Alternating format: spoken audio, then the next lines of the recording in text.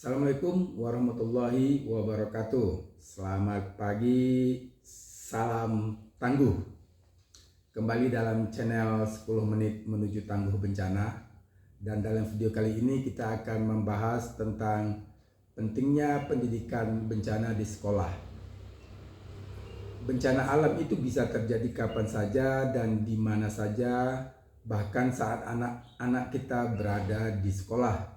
Sehingga penting bagi kita untuk mempersiapkan generasi muda agar siap menghadapi situasi darurat itu.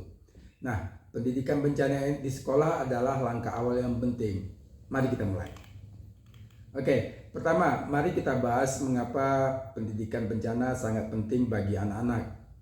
Ya, karena anak-anak adalah sekelompok yang paling rentan saat terjadi bencana. Sehingga memberi mereka pengetahuan dan kesiapsiagaan bisa membantu menyelamatkan mereka dari cedera bahkan kehilangan nyawa. Oke, apa sih tujuan dari pendidikan bencana di sekolah? Oke, mari kita bahas itu ya teman-teman. Pertama, adanya kesadaran dan pengetahuan pada anak kita. Nah, pendidikan bencana membantu meningkatkan kesadaran dan pengetahuan anak tentang berbagai jenis bencana. Seperti ya mungkin gempa bumi, banjir, letusan, dan kebakaran. Dan itu memang disesuaikan dengan potensi bencana yang ada di sekitar mereka termasuk di sekolah. Nah, yang kedua adalah pengurangan risiko pada anak kita saat ada bencana. Nah, dengan memberi mereka pemahaman dan memahami langkah-langkah yang perlu diambil sebelum atau saat terjadi bencana dan pasca bencana, anak-anak bisa mengurangi risiko cedera dan kematian. Mereka akan tahu apa yang harus dilakukan untuk melindungi diri sendiri dan teman-teman mereka. Nah, yang ketiga adalah adanya pengembangan keterampilan kepada anak-anak kita. Sahabat tangguh, pendidikan bencana melibatkan pelajaran keterampilan teknis seperti cara berlindung saat gempa, cara berenang saat banjir, dan cara memberi pertolongan pertama. Nah, keterampilan ini sangat berguna dalam situasi darurat nantinya. Yang keempat adalah membangun karakter diri pada anak-anak kita. Mengajarkan pendidikan bencana juga membantu membangun karakter anak-anak. Mereka belajar tentang keberanian, tentang kepedulian, tanggung jawab, kerjasama, serta yang paling penting tidak panik saat menghadapi situasi buruk. Nah, ini adalah nilai-nilai yang penting sekali bagi anak-anak kita sepanjang hidup mereka. Oke, sahabat tangguh. Selanjutnya mari kita lihat contoh kurikulum pendidikan bencana yang bisa diterapkan di sekolah-sekolah. Kurikulum ini dirancang untuk memberikan pengetahuan dan keterampilan praktis yang dapat digunakan anak-anak dalam situasi darurat. Oke, yang pertama anak-anak akan diberi teori dasar bencana. Pada tahap ini anak-anak kita dikenalkan berbagai jenis bencana alam dan bencana lainnya yang mungkin terjadi di daerah mereka. Misalnya potensi banjir atau gempa, longsor, dan juga termasuk potensi bencana apa saja yang ada di sekitar sekolah mereka. Juga mereka diajarkan penyebab dan dampak terhadap lingkungan dan manusia. Yang kedua adalah adanya kegiatan simulasi. Di kegiatan simulasi ini, anak-anak kita diajarkan bagaimana bertindak ketika terjadi bencana sesuai dengan potensi yang ada di tempatnya. Misalnya, latihan gempa, anak-anak kita akan dilatih mendapatkan bagaimana cara memahami istilah drop, cover, and hold on atau berlindung di bawah meja. Juga akan ada latihan simulasi evakuasi.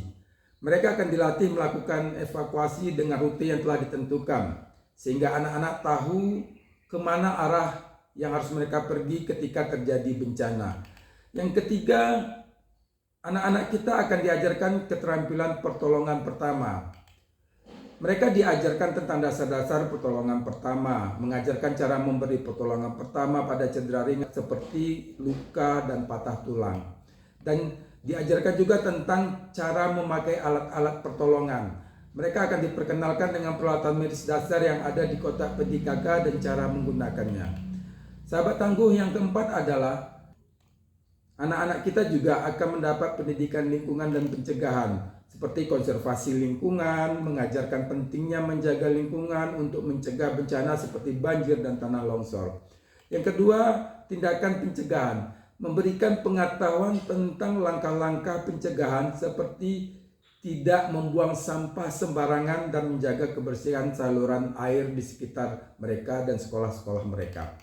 Yang kelima, anak-anak kita juga diberi dasar-dasar psikososial dan traumatik.